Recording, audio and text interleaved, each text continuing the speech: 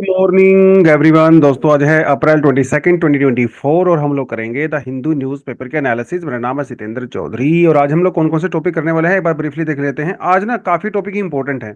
जैसे ये water crisis वाला जो एडिटोरियल दिया हुआ है काफी अच्छा है आपके एग्जाम में, जीएस पेपर 3 में एनवायरमेंट वाले पर्सपेक्टिव से, और इवन जीएस पेपर 2 में भी एनवायरमेंटल गवर्नेंस से सवाल यहाँ पे आ सकता है। आप इसके डिजास्टर मैनेजमेंट के अंदर भी इंक्लूड कर सकते हो।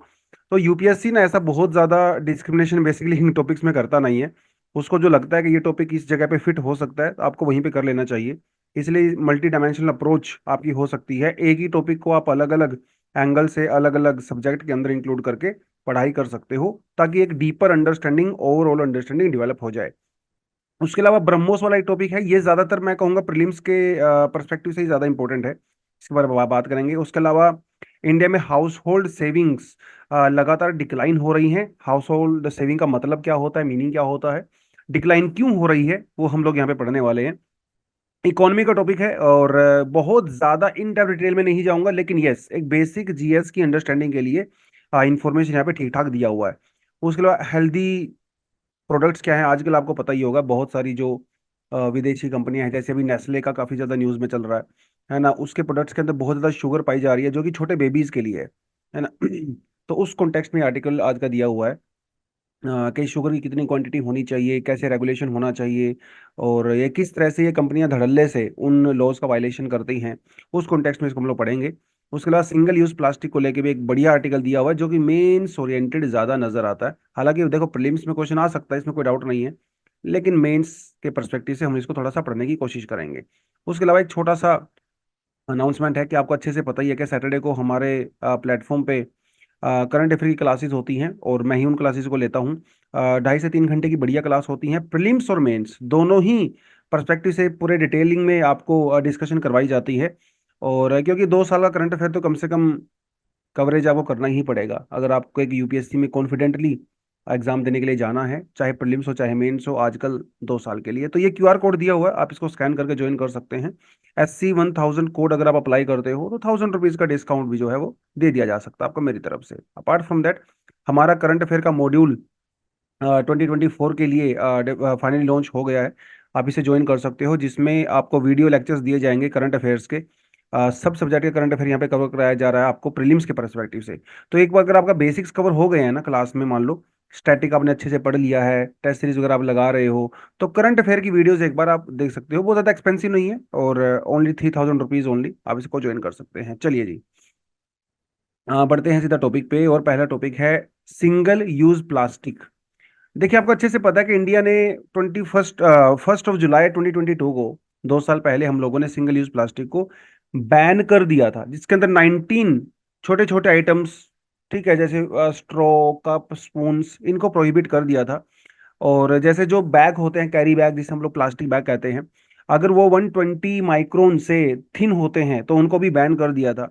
बट अनफॉर्चुनेटली हमारी कंट्री में ये होता है, भैया कानून तो बन जाते हैं लेकिन कानून का इम्प्लीमेंटेशन नहीं होता। धड़ल्ले से सिंगल यूज प्लास्टिक आज भी इंडिया में यूज हो रही है, राइट, क्योंकि उनको बनाने वाली फैक्ट्रीज को बंद नहीं किया गया है। एक तो सीधी सी बात ये है, भैया जो फैक्ट्री को बंद करोगे ही नहीं तो चालू तो होंगी ना, तो कहीं कहीं बिकने वाला है वो। इम्प्लीमेंटेशन हमारे यहाँ पे बहुत बड़ी प्रॉब्लम है गवर्नेंस में।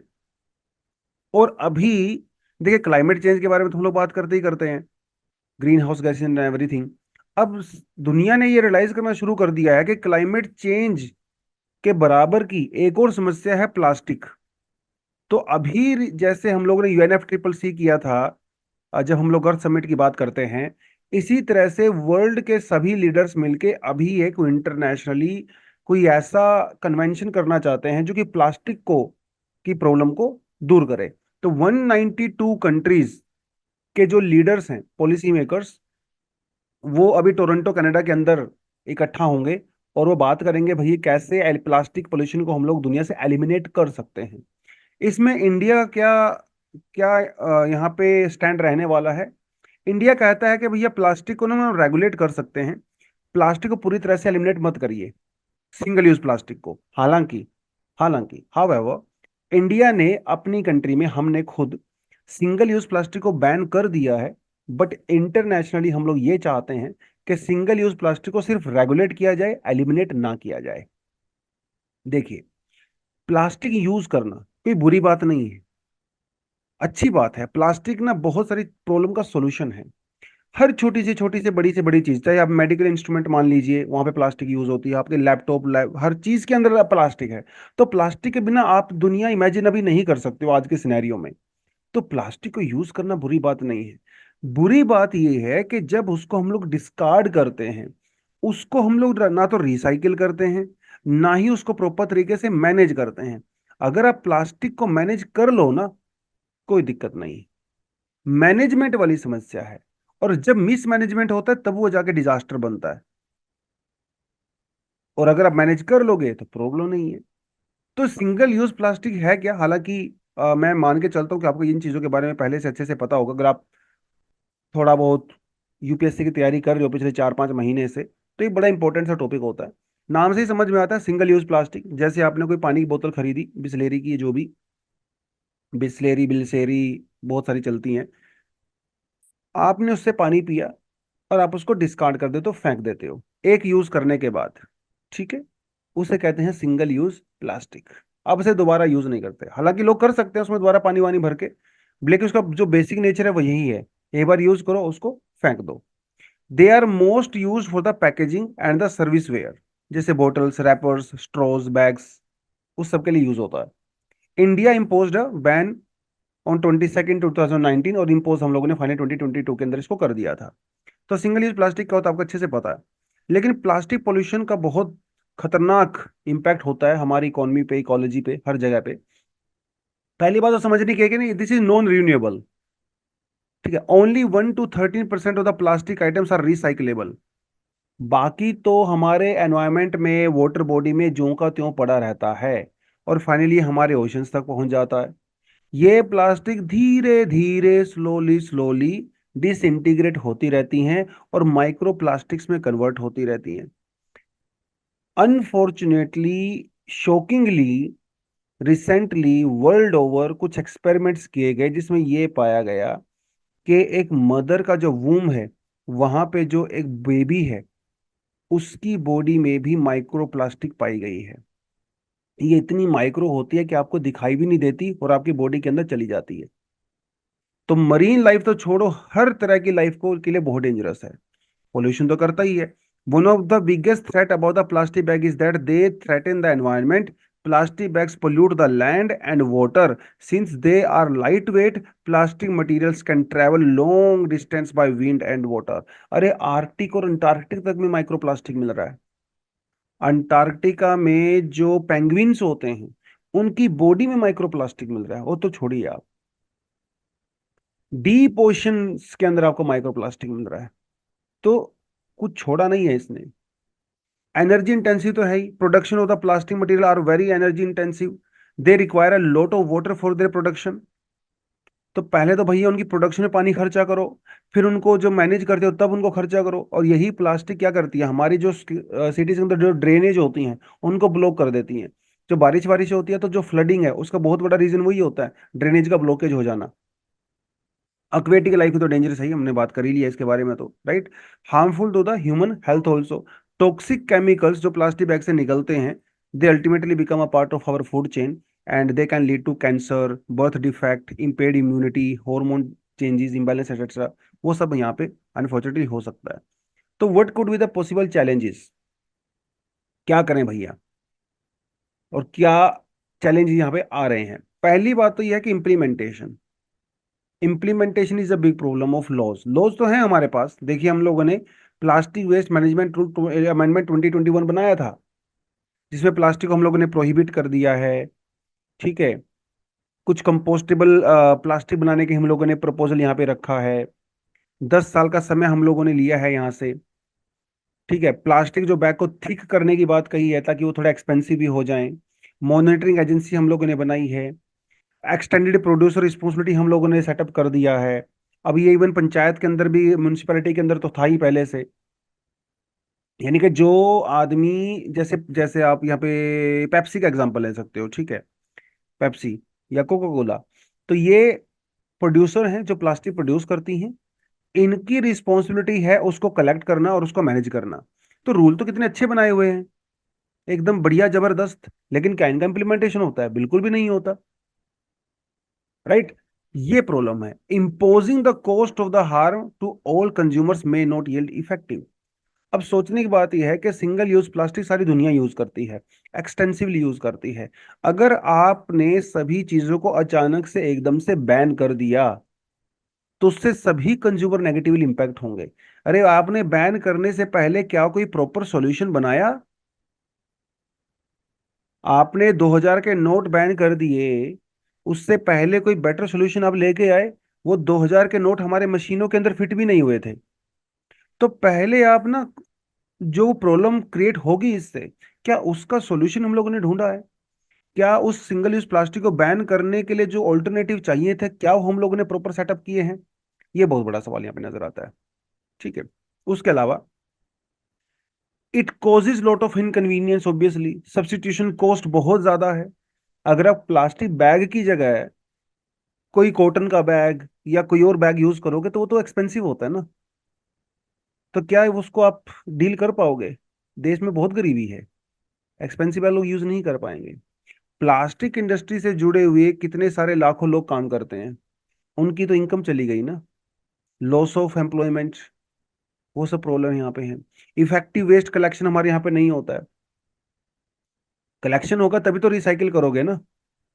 वेस्ट सेपरेशन नहीं होता। आप अपने घरों में देख लो ना, कितने घर ऐसे हैं जो गीला कचरा और सूखा कचरा अलग अलग डस्टबिन में डालते हैं। और जब वो कलेक्शन करने के लिए टीम आती है, जब वो म्यूनिसिपैलिटी वाले आते हैं, वो कितना ही उसको सेग्रीगेशन नहीं करते।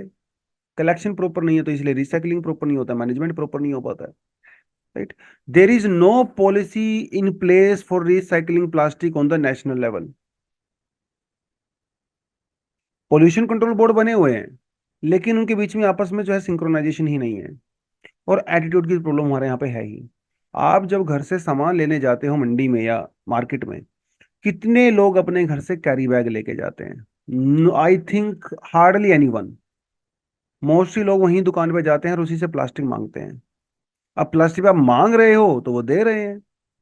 अगर आप घर से ही कैरी बैग लेके जाओगे, जिम्मेदारी समझोगे, ना आपको मांगने की जरूरत पड़ेगी ना उनको देने की रिक्वायरमेंट पड़ेगी, और मार्केट में क्योंकि डिमांड कम हो जाएगी तो प्रोडक्शन अपने आप ही कम हो जाएगी। Attitudinal problem. तो सारा कुछ ब्लेम गवर्नमेंट को देना भी ठीक नहीं है ना। हम भी तो इस प्रॉब्लम का उतना ही पार्ट है। हम डिमांड कर रहे हैं तो वो लोग बना रहे हैं। तो थोड़ा सा अपनी जिम्मेदारी, सिविक सेंस और एक एक एक responsibility as being a citizen, responsible citizen, वो हमें समझना पड़ेगा। ठीक है, चलिए आगे बढ़ते हैं। Why are sugary processed foods harmful? देखिए आजकल एक न्यूज चली थी कि जो बोर्नवीटा है, बोर्नवीटा को गवर्नमेंट ने कह दिया कि भैया you are not a healthy, health product नहीं हो आप, you are not a health product. और बोर्नवीटा तो बचपन से हम लोग एडवर्टीजमेंट देखते आ रहे हैं।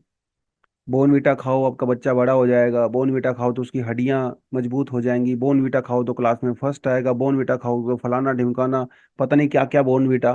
जैसे बोर्नवीटा के बिना बचपन होता ही नहीं किसी का। बट बोर्नवीटा के आप देखोगे ना बोतल पे क्या लिखा हुआ उस बॉक्स के ऊपर, उसके अंदर ज्यादातर सिर्फ और सिर्फ चीनी है, नथिंग एल्स। चीनी है और एडिड फ्लेवर्स हैं, एडिड शुगर है। चीनी खा रहे हैं, खिला रहे हैं बच्चों को हम लोग बोर्नवीटा के नाम पे। और एडवर्टीजमेंट कैसे किया जा रहा है, मार्केटिंग कैसे किया जा रहा है, एकदम जबरदस्त हेल्दी प्रोडक्ट है। तो ये मिसलीडिंग एड्स हैं। और अभी कुछ, और ऐसा नहीं है कि हमें पहले से पता नहीं था, सब पता होता है सबको। अरे वो ओपनली लिखा हुआ है उसके ऊपर, इसके अंदर शुगर है, फिर भी कुछ नहीं हो रहा है। अब रिसेंटली एक स्विट्जरलैंड की कोई कंपनी थी, उसने इन हेल्थ प्रोडक्ट्स को कंपेयर करना शुरू किया। और उसने ये पाया कि नेस्ले कंपनी है जो कई सारे हेल्थ प्रोडक्ट्स बनाती है, और भी कई सारी कंपनी का नाम उन्होंने लिया है। और उनका ये कहना है कि जो प्रोडक्ट अमेरिका में बिक रहे हैं, जो प्रोडक्ट यूरोप में बिक रहे हैं, इंडिया में बिक रहे हैं और अफ्रीकन कंट्रीज में बिक रहे हैं, इन प्रोडक्ट में बहुत फर्क है। प्रोडक्ट का नाम सेम है। जैसे बोर्नवीटा है, मान लो यूएस में बोर्नवीटा बिक रहा है, उसके अंदर 0% शुगर है। यूरोपियन यूनियन के अंदर 0% शुगर है, क्योंकि ये बच्चों बच्चों के लिए प्रोडक्ट बनाए जाते हैं। जैसे नेस्ले का प्रोडक्ट है सेरेलैक, ठीक है, ये एक हेल्दी प्रोडक्ट तो नहीं है, एक बच्चों के लिए बनाया जाता है जो कि 7-8 महीने का बच्चा है, से 8-10 महीने का बच्चा है, से 2 साल तक का बच्चा पी सकता है। उसके अंदर इन्होंने शुगर डाल रखी है। लेकिन यूएसए में, यूरोपियन यूनियन में उसका कोई अंदर कोई शुगर ही नहीं है। प्रोडक्ट का नाम सेम है, कंपनी सेम है, लेकिन इंग्रेडिएंट्स अलग हैं। क्यों भाई? अमेरिकन बच्चों की वैल्यू ज्यादा है क्या? इंडियन बच्चों को आप जो मर्जी जहर पिलाते रहे। अब ये एक स्विट्जरलैंड की कंपनी, इसको जब फाइंड आउट किया तो सब लोग अलर्ट हो गए। अलर्ट तो ऐसे हो गए जैसे हमें पहले से पता ही नहीं था। सब पता होता है सबको, कितने सारे सोशल मीडिया पे इन्फ्लुएंसर्स हैं जो हेल्थ की अवेयरनेस फैलाते हैं। वो सरेआम कहते हैं कि ये देखो, प्रोडक्ट्स को कंपेयर करते हैं, लेकिन नहीं, कोई कार्रवाई नहीं करता है। जैसे बोनविटा का इन्होंने बड़ा अच्छा एग्जांपल यहाँ पे लिया है। बोनविटा, ये ऑब्जर्व किया गया है that out of 100 gram of Bournvita, 86.7% is nothing but the carbohydrate, जिसमें से 49.8 ग्राम इज ओनली चीनी, शुगर है भाई वो। And 37.5% is added sugar. समझे के चल रहे हो? 100 ग्राम अगर आप खा रहे हो बोनविटा, उसमें से 87% तो आप सिर्फ और सिर्फ चीनी खा रहे हो। यही हालत हमारे चॉकलेट्स की भी है। और ये जो प्रोसेस इसके अंदर इंक्लूड की जाती है ना, उसे हम लोग कहते हैं मोल्टिंग, कहते हैं मोल्टिंग। और यही मोल्टिंग प्रोसेस विस्की बनाने में भी यूज की जा रही है। यही मोल्टिंग प्रोसेस आपकी सीरियल्स बनाने में यूज की जा रही है, जो कि ये कंपनियां बनाती हैं। और इस पूरी प्रोसेस में शुगर रिलीज होता है। शुगर रिलीज होता है। तो जब एक ग्रेन का ब्रेकडाउन किया जाता है मोल्टिंग के द्वारा, तो शुगर प्रोड्यूस होता है। और without with some help of the some enzyme such as amylase. ठीक है। Maltose is nothing but 2 units of glucose, a form of sugar bonded together. समझ रहे हो आप जो दारू पीते हो ना, उसके अंदर वही इंग्रेडिएंट्स हैं जो आप बोनविटा खा रहे हो। मतलब high level of sugar, maltose, sucrose, fructose, ये सब उसके अंदर ऐड हो रहा है। खाली चीनी खाई जा रही है। अब सवाल ये उठता है कि कितने लेवल की चीनी अलाउड है। एफएसएसआई कहता है कि भाई चीनी अलाउड है, लेकिन ओनली 5 ग्राम पर 100 ग्राम इन अ प्रोडक्ट। इतनी अगर आप डाल रहे हो ना, तो आप उस प्रोडक्ट को कह सकते हो कि this is low on sugar. Even आप उसे क्लेम कर सकते हो हेल्दी ऑल्सो। 5 ग्राम। बोनविटा कितना डाल रहा है? 87%। कितना अलाउड है? ओनली 5%। ये सब चल रहा है हमारे देश में। और मतलब एक और ये बोनविटा क्या कह रहा है? बोनविटा ये नहीं कह रहा है कि बच्चे को एक चम्मच दे दो, नहीं, बोनविटा कह रहा है कि खूब खिलाओ। कई प्रोडक्ट में तो ऐसी ऐड की जा रही है कि बच्चे को जो है 12-12 चम्मच खिला दिए जाएं एक दिन में। बच्चे का 12 चम्मच खाने का मतलब समझ रहे हो? आप उसे कितना ग्राम शुगर दे रहे हो एक बच्चे को। सेरेलैक की बात इन्होंने की है, इंडिया में जो नेस्ले का प्रोडक्ट है, उसके अंदर 24 ग्राम शुगर है 100 ग्राम में से। और वो क्या कहते हैं? बच्चे को एक दिन में 12 स्कूप खिलाइए। 12 स्कूप खिलाइए। कितना बच्चा शुगर खा रहा होगा? एक बेबी जो होता है ना, वो मीठे के नाम पे सिर्फ अपनी मदर का ब्रेस्ट मिल्क लेना चाहिए उसको। उसकी मदर के मिल्क में नेचुरली लैक्टोज होता है, जो कि एक स्वीट होता है, लेकिन उतना खतरनाक नहीं होता जो कि चीनी के अंदर होता है। तो मदर का milk is the best milk. उसके अंदर नेचुरल स्वीट्स होते हैं। ये प्रॉब्लम। अब बच्चों को अगर आप एक्सेस शुगर खिलाओगे ना, तो उससे इंसुलिन पैदा होगा आपकी बॉडी में, डायबिटीज होगा, मोटापा आएगा आपकी लाइफ में। ये प्रॉब्लम हमारे यहाँ पे है। लेकिन सब कुछ चल ही रहा है। इंडिया को वर्ल्ड की डायबिटिक कैपिटल कहा जाता है। अरे जब छोटे छोटे बच्चों को आप इतना देना शुरू कर दोगे शुगर हेल्थ प्रोडक्ट के नाम पे, तो डायबिटिक कैपिटल क्यों नहीं होगा? 101.3 मिलियन लोग हैं इंडिया में जो डायबिटिक हैं। और इसकी शुरुआत आपके बचपन से ही हो जा रही है, लेकिन हमें रियलाइजेशन ही नहीं है। बच्चों को आइसक्रीम पे आइसक्रीम खिलाए जा रहे हैं, बोनवीटा खिला रहे हैं बच्चों को, सेरेलैक खिला रहे हैं बच्चों को, है ना। बच्चा, मेरा बच्चा बड़ा होगा, इसकी हड्डियां मजबूत होंगी। और इतनी हड्डियां मजबूत होती तो अब तक ओलंपिक में सारे मेडल हमारे ही होते। जिस तरह से हमारे यहाँ पे बोनवीटा मदर और बोनवीटा के लिए ऐड करवाई जाती है। ये प्रॉब्लम है। अब वार्निंग की बात चल रही है, भैया वार्निंग क्यों नहीं देते आप कस्टमर्स को? अब उस पर सवाल यह है कि वार्निंग कहाँ दें? एक पैकेट के फ्रंट पे वार्निंग लिखें या पैकेट के बैक में वार्निंग लिखें? ये बड़ा सवाल है। कुछ लोग कहते हैं कि नहीं, वार्निंग वार्निंग छोड़ो, आप लोग क्या करो ना, एक रेटिंग सिस्टम शुरू कर दो। आजकल एक रेटिंग सिस्टम वाला भी ये प्रपोजल आया हुआ है, जिसके ऊपर लिखेंगे 1 star rating, 3 star rating, 4 star rating. उससे पता चल जाएगा कंज्यूमर को कि अच्छा ये प्रोडक्ट बढ़िया है नहीं है। लेकिन ये भी बहुत मिसलीडिंग चलता है कई बार, बहुत मिसलीडिंग चलता है। जैसे मान लो किसी प्रोडक्ट के अंदर अगर 10 ग्राम शुगर है आउट ऑफ 100 ग्राम, अब ये 10 ग्राम का थ्रेशोल्ड है, अगर शुगर 11 ग्राम हो गया तो उसकी 3 स्टार रेटिंग है। लेकिन शुगर अगर 9.99 ग्राम हो गया तो ये आपकी 5 स्टार रेटिंग पे चला जाएगा। ये उसके अंदर बहुत सारे इश्यूज हो सकते हैं इस तरह से। और उसके सामने अगर आप वार्निंग देते हो प्रोडक्ट के सामने, तो इनका ये कहना है कि इंडियन कंज्यूमर अभी उतना अवेयर नहीं है कि प्रोडक्ट को खरीदने से कैसे में वो fat content, sugar content, salt content पढ़ेगा। आप सब चीजें कस्टमर पे नहीं छोड़ सकते। बहुत सारी चीजें आपको रेगुलेटरी लेवल पे ही करनी पड़ेंगी।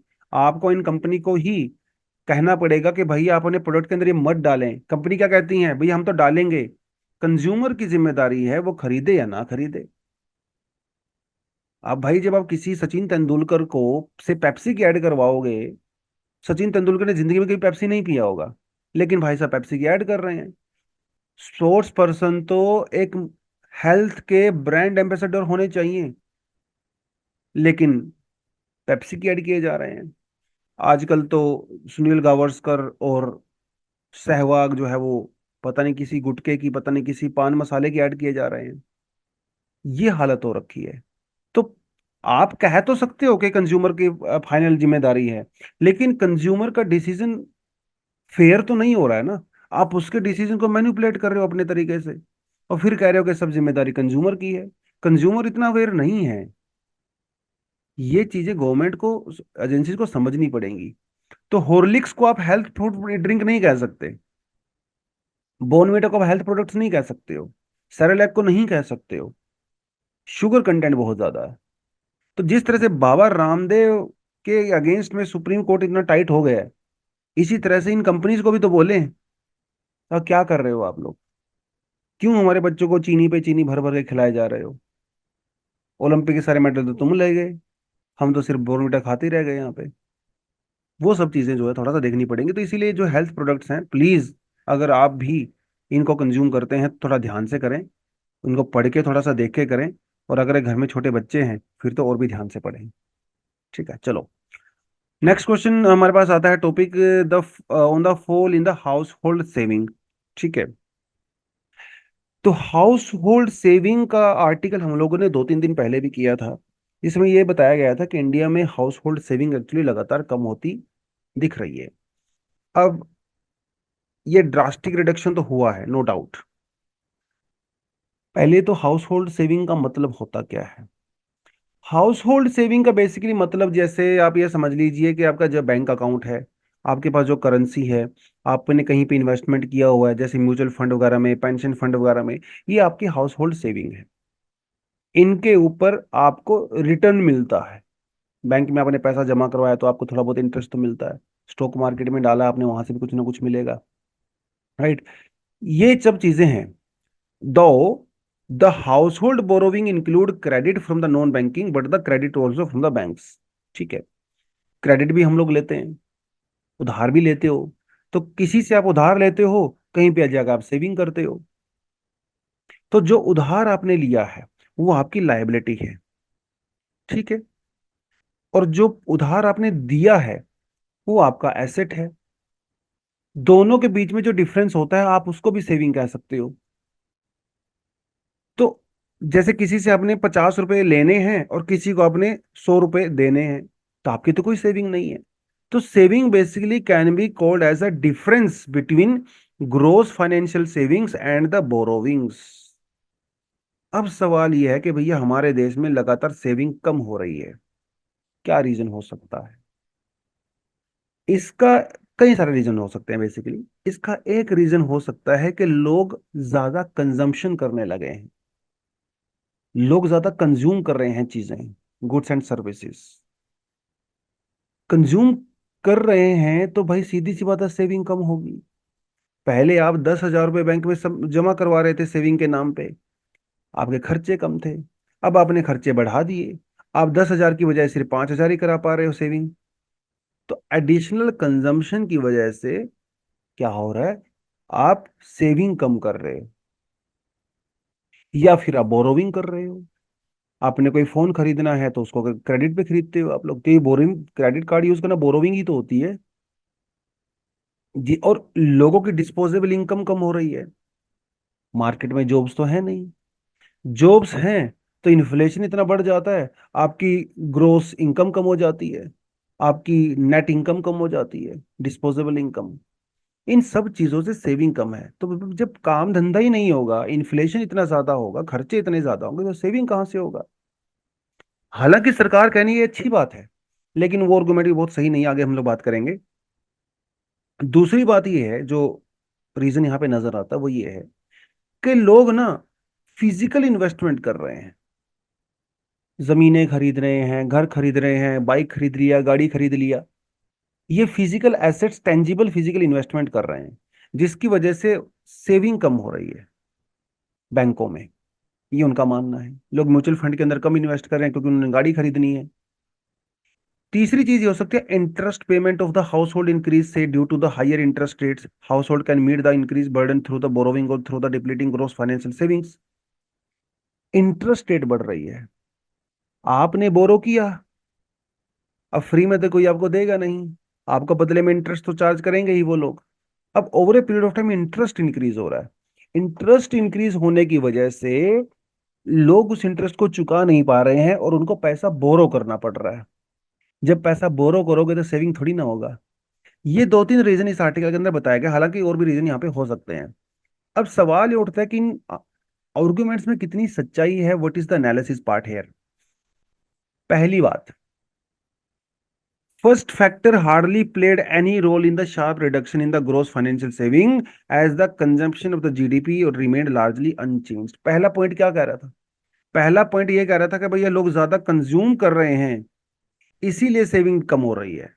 बट डेटा तो कुछ और कहता है, डेटा तो कुछ और कहता है। डेटा कहता है कि भैया इंडिया में जो कंजम्पशन है ना, वो हार्डली चेंज हुई है। 2021 टू में इट वाज 60.95, 2023 में इट वाज 60.93। कंजम्पशन में फर्क नहीं पड़ा है, और यही गवर्नमेंट का आर्गुमेंट है। गवर्नमेंट से जो पूछा गया कि लोग सेविंग क्यों कर रहे हैं, उन लोग का, उन गवर्नमेंट का कहना है कि भैया वो फिजिकल एसेट्स खरीद रहे हैं, उनकी कंजम्पशन बढ़ रही है, लेकिन डेटा तो इस बात को सपोर्ट ही नहीं करता। सेकंड जो फैक्टर था यहाँ पे ऊपर जो हम लोगों ने डाला था, फिजिकल एसेट्स वाला, ये भी कोई खास सॉलिड पॉइंट नहीं है। जो अपनी ग्रोस फाइनेंशियल सेविंग थी, पहले वो 7.3% थी, अब वो 5.3% हो गई है, 2% कम हो गई है। जबकि फिजिकल इन्वेस्टमेंट सिर्फ और सिर्फ 0.3% इंक्रीज हुई है। समझ रहे हो, जितना ये डिक्लाइन हुआ है 2%, तो फिजिकल इन्वेस्टमेंट भी उतना ही होना चाहिए था, बढ़ना चाहिए था as per government, but no. तो ये पैसा जा कहाँ रहा है, एक तरफ से सेविंग कम हो रही है और फिजिकल एसेट्स भी क्रिएट नहीं हो पा रहे हैं। तो ये शिफ्ट हो रहा है, यहाँ पे कुछ कुछ शिफ्ट हो रहा है। Paradigm shift, low interest regime result in a paradigm shift of the household financial saving to household physical saving in the last 2 years। आप ये मान के चलिए, आपने बैंक में पैसा जमा करवाया ताकि आपको थोड़ा सा इंटरेस्ट मिलेगा बैंक से, तभी तो सेविंग करवाओगे ना यार। लेकिन आपको इंटरेस्ट मिल ही नहीं रहा है सेविंग अकाउंट पे, हार्डली 2%, 3%। 2% का आपको मान लो बैंक से इंटरेस्ट मिल रहा है, इन्फ्लेशन चल रही है 7%, तो क्या ही फायदा बैंक में सेव करवाने का। इससे अच्छा तो उसको खर्च ही कर डालो, यही चल भी रहा है। इन्फ्लेशन ज्यादा है, इंटरेस्ट रेट बैंकों में कम है, तो लोग सेविंग नहीं करवा रहे हैं। चलिए नेक्स्ट आर्टिकल पे बढ़ते हैं। इंडिया ने फाइनली अपनी सुपरसोनिक मिसाइल ब्रह्मोस को फिलीपींस को डिलीवर करना शुरू कर दिया है। तो फिलीपींस पे अभी हो जाएगा ब्रह्मोस, और ये कॉन्ट्रैक्ट रहता है कि हम लोग किसी भी ऐसी कंट्री को अपने वेपन सप्लाई नहीं करते हैं जो कि इंडिया के दुश्मनों के साथ दोस्ती करे, मतलब चाइना की, यहाँ पे मैं सीधी सीधी बात कर रहा हूँ, फिलीपींस और चाइना, ठीक है, they are also like a enemy. जिस तरह से चाइना क्रिएट कर रहा है प्रॉब्लम फिलीपींस को लेके, तो भाई सीधी सी बात है, दुश्मन का दुश्मन दोस्त। तो फिलीपींस के साथ इंडिया का हम लोगों ने ब्रह्मोस उनको दे दिया। और ये बात काफी लंबे समय से चल रही थी। $374 मिलियन का डील हमारे बीच में हुआ था, ब्रह्मोस एरोस्पेस प्राइवेट लिमिटेड के बीच में और फिलीपींस आर्मी के बीच में। ये हम लोगों ने उनको दिया है बेसिकली। तो इसके बारे में ज्यादा आपने यहाँ पे नहीं जाना है, हम लोग सीधा मेन मुद्दे पे बात करेंगे। ब्रह्मोस मिसाइल सिस्टम आपको पता है क्या होता है? ब्रह्मोस मिसाइल सिस्टम हमारे जो डीआरडीओ है इंडिया का और जो रशिया की कंपनी है एनपीओ, दोनों ने मिलकर ब्रह्मोस को बनाया हुआ है। तो इसकी जो शुरुआत हुई थी तो it was only anti ship missile. अब इन लोगों से बहुत सारे वेरिएंट बना दिए हैं। ब्रह्मोस को आप लैंड सी सब सी एयर जहां मर्जी से आप जो है लॉन्च कर सकते हो, बड़ी जबरदस्त है। और अभी रिसेंटली अरुणाचल प्रदेश में चाइना वाले बॉर्डर पे भी हम लोगों ने इसको तैनात कर दिया है। शुरुआती जो रेंज थी ब्रह्मोस की दैट वाज ओनली 290 किलोमीटर। अब ये तो हम लोगों ने बहुत बढ़ा दिया है इसको। ठीक है। अब अगर प्रेजेंट की बात करें तो मिसाइल को कई कैटेगरी में डिवाइड किया जा सकता है। बेसिकली दो कैटेगरी होती हैं, क्रूज मिसाइल और बैलिस्टिक मिसाइल। क्रूज मिसाइल और बैलिस्टिक मिसाइल। और ब्रह्मोस की अगर आप बात करें, ठीक है, तो ये एक सुपरसोनिक मिसाइल है हमारे पास। ठीक है। सुपरसोनिक का मतलब क्या होता है वो मैं आपको बताऊंगा अभी। ठीक है। तो क्रूज मिसाइल और बैलिस्टिक मिसाइल, क्या फर्क होता है दोनों में? हल्का सा बता देता हूं। जो बैलिस्टिक मिसाइल होती हैं, इनका जो पाथ होता है वो थोड़ा सा पैराबोलिक होता है। मतलब स्लाइड अगर आपको मैं लेके दिखाऊं, यहां से आप इसको लॉन्च करते हो और ये इनका तरीका होता है जाने का। यहाँ पे आपका टारगेट है। ये एक बैलिस्टिक मिसाइल का रूट होता है, लाइक अ पैराबोलिक टाइप्स। तो उसको हम लोग यहाँ से लॉन्च करते हैं, they will go out of the atmosphere, और वहां से वो ग्रेविटी के थ्रू अपने टारगेट को जाके हिट करती हैं। वहीं जो क्रूज मिसाइल होती है, इनका तरीका थोड़ा अलग होता है। वो यहाँ से लॉन्च होती हैं और वेरी क्लोज टू सरफेस ये अपने टारगेट को जाके हिट करती हैं। तो क्रूज मिसाइल को through out the path power देना पड़ता है, लेकिन बैलिस्टिक मिसाइल को through out the path power नहीं देना पड़ता है। वो एक समय के बाद अपनी ग्रेविटी से ही नीचे आ जाती हैं। ठीक है, एक समय के बाद अपनी ग्रेविटी से ही नीचे आ जाती हैं। तो ये तो थोड़ा आपको समझना यहाँ पे पड़ेगा। नाउ ब्रह्मोस की अगर बात करें तो सरफेस टू सी, कई तरीके से हम इसको लॉन्च कर सकते हैं। रेंज भी इनकी अलग अलग होती है। ठीक है। और अगर रेंज की बात करें तो उसको हम लोग तीन कैटेगरी में डिवाइड कर सकते हैं अकॉर्डिंग टू देयर स्पीड। और ब्रह्मोस जो है वो क्रूज मिसाइल है, मतलब अगर आपको मैं बताना चाहूँ, इट्स अ क्रूज मिसाइल। ठीक है। क्रूज मिसाइल के अंदर दिक्कत ये एक होती है कि क्रूज मिसाइल ना बहुत ज्यादा दूर तक डिस्टेंस ट्रेवल नहीं कर सकती, लेकिन ये किसी दुश्मन के रडार में पकड़ नहीं आती हैं क्योंकि ये सरफेस के क्लोज में चलती हैं। ठीक है। और क्योंकि बैरियर बीच मान लो कोई माउंटेन आ गया तो उस केस में थोड़ी नहीं ट्रेवल कर पाएगी। उस ये थोड़ा इसका रीजन होता है। तो तीन कैटेगरी में डिवाइड कर सकते हैं मिसाइल्स को हम लोग अकॉर्डिंग टू देयर स्पीड। और देखिए मिसाइल में स्पीड का पूरा खेल होता है। अगर मिसाइल हल्के हल्के से जाएगी, धीरे धीरे जाएगी, तो दुश्मन की मिसाइल उसको टारगेट कर सकती है, काउंटर कर सकती है। स्पीड का बहुत इंपॉर्टेंट रोल होता है। एक होती है सब सोनिक क्रूज मिसाइल्स, जिनकी स्पीड साउंड की स्पीड से कम होती है। 0.8 मार्क उसको बोलते हैं। तो एक जो मैक होता है ना, वो एक साउंड की स्पीड को मेजर करता है। तो जैसे अमेरिका की टोमोहॉक, यूएसए की हारपून, फ्रांस की एक्सोसेट, ये सब सोनिक क्रूज मिसाइल होती हैं। एक आती है सुपरसोनिक क्रूज मिसाइल, जो कि साउंड की स्पीड से ज्यादा ट्रेवल करती है। 2.3 मैक, तो यानी कि साउंड की स्पीड से 2 से 3 टाइम्स ज्यादा ट्रेवल करती हैं, बड़ी खतरनाक होती हैं। तो ब्रह्मोस भी एक सुपरसोनिक क्रूज मिसाइल है। एक होती है हाइपरसोनिक क्रूज मिसाइल। ये वो मिसाइल होती हैं जो साउंड की स्पीड से 5 टाइम्स ज्यादा स्पीड के साथ ट्रेवल करती हैं। और हाइपरसोनिक मिसाइल इतनी फास्ट होती हैं, इतनी फास्ट होती हैं कि दुश्मन का रडार उनको कैचअप नहीं कर पाता। और जब तक वो कैच करता है और वो काउंटर मिसाइल छोड़ते हैं, तब तक जाके वो आपको हिट कर देती है।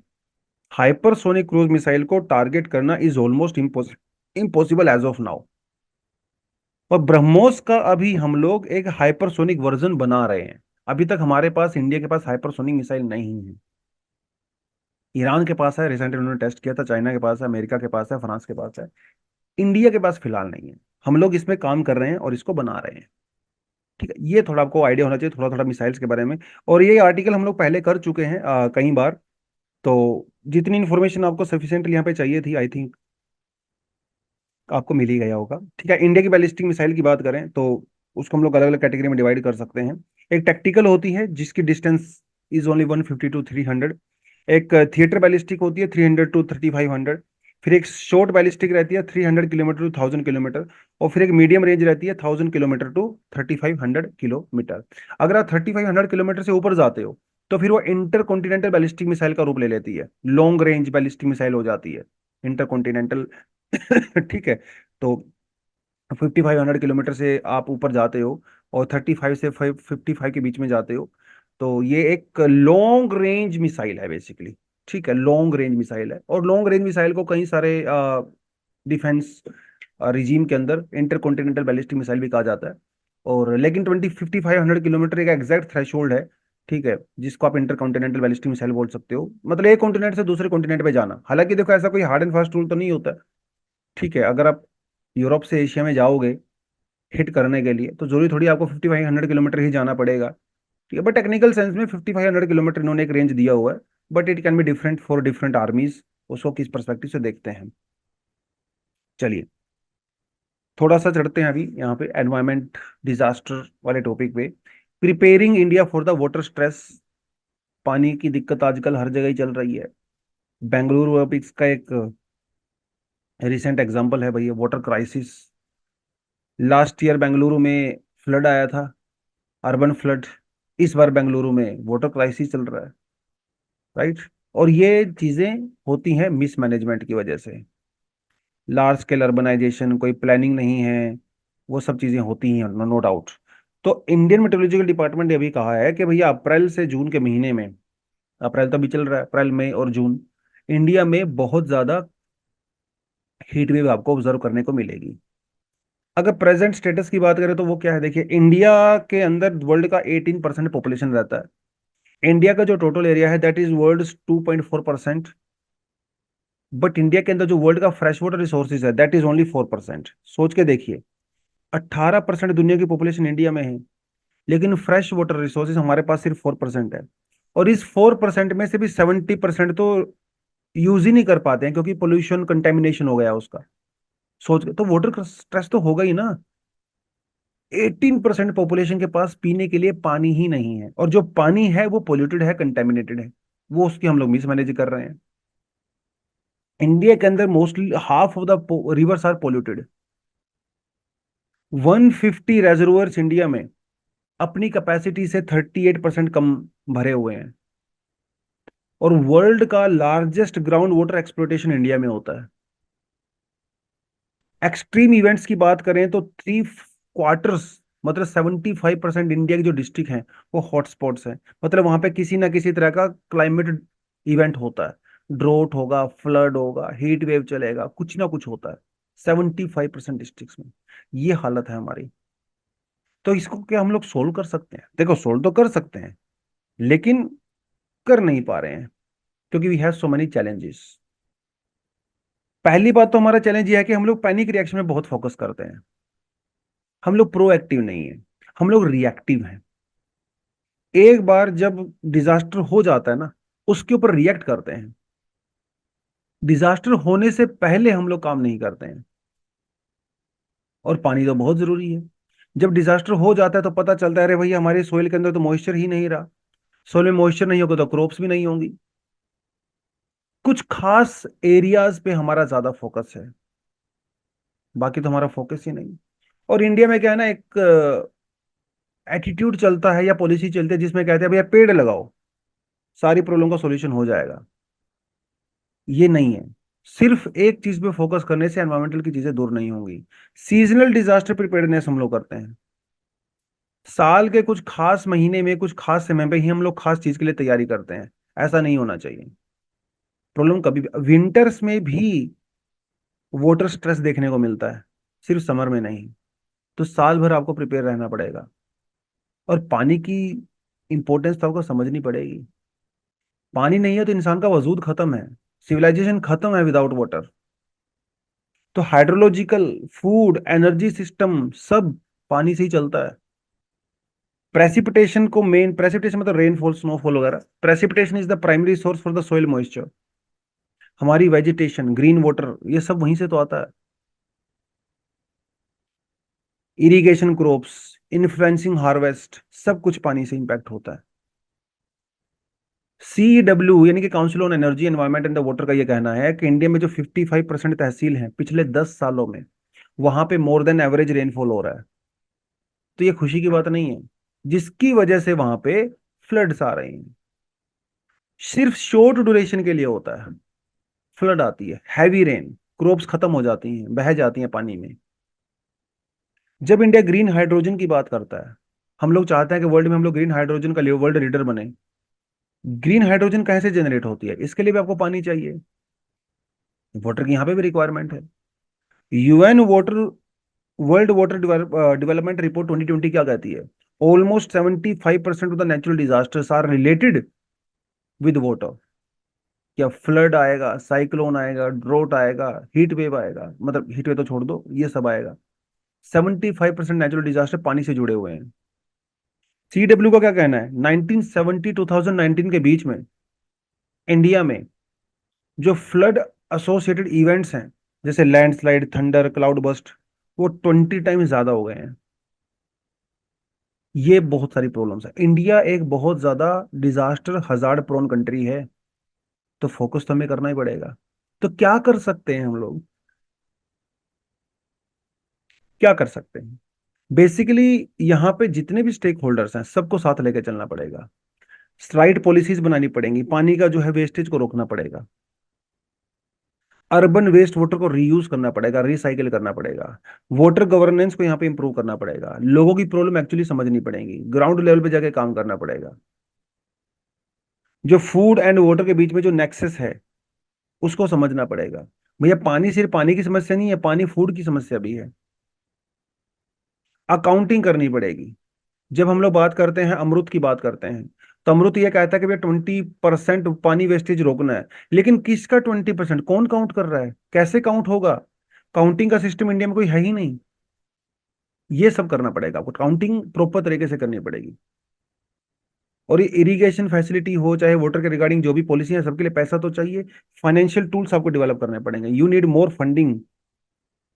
चाहे वो इरिगेशन फैसिलिटी हो, चाहे वेस्ट मैनेजमेंट हो, चाहे वो ड्रेनेज सिस्टम को मेंटेन करना हो, सबके लिए आपको ज्यादा फंडिंग चाहिए। तो कॉर्पोरेट सोशल रिस्पॉन्सिबिलिटी की हम लोग बात करते हैं, इसको लेवरेज करना पड़ेगा फॉर वाटर। 12,000 करोड़ रुपीज का इन्वेस्टमेंट इंडिया में हर साल हो सकता है इन द वाटर इकोनॉमी, अगर हम लोग कॉर्पोरेट सोशल रिस्पॉन्सिबिलिटी को यहाँ पे इंक्लूड करें। तो बात यह है कि वाटर एक इतनी बड़ी समस्या है, क्लाइमेट चेंज से भी बड़ी समस्या है, ग्रीन हाउस गैस के एमिशन से बड़ी समस्या है। इसके ऊपर सरकार काफी फोकस करती है, इसके ऊपर भी गवर्नमेंट को। तो वाटर, क्लाइमेट चेंज और प्लास्टिक प्रॉब्लम्स, तीन प्रॉब्लम अभी प्रेजेंट में और फ्यूचर में ज्यादा क्रूशियल है, जिसके ऊपर हमें फोकस करना चाहिए। हालांकि ये समस्या ऐसा नहीं है कि एक दो साल में ठीक हो जाएंगी, इसमें समय लगता है चीजों को ठीक होने में। लेकिन स्टेप आपको आज ही लेने पड़ेंगे। ठीक है, चलो। उसके अलावा कुछ एडिशनल आर्टिकल पढ़ना चाहो तो पढ़ सकते हो। तो आज के लिए इतना ही है। Thank you very much, all the best. जय हिंद, जय जवान, जय किसान।